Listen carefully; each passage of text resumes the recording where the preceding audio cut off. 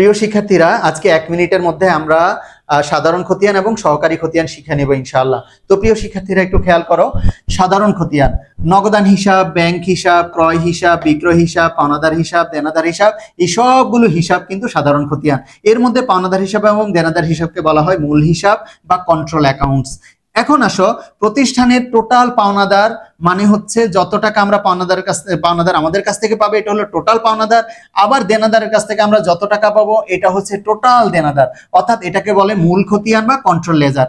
এখন আমাদের পাওনাদার অনেকজন থাকতে পারে, কোন পাওনাদার আমাদের কাছ থেকে কত টাকা পাবে এটা বের করার জন্য আমাদেরকে করতে হবে সহকারী খতিয়ান বা সাবসিডিয়ারি লেজার।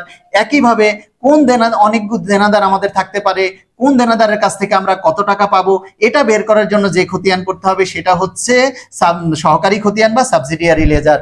প্রিয় শিক্ষার্থীরা, আশা করছি তোমরা সাধারণ খতিয়ান এবং সহকারী খতিয়ান বুঝতে পেরেছো।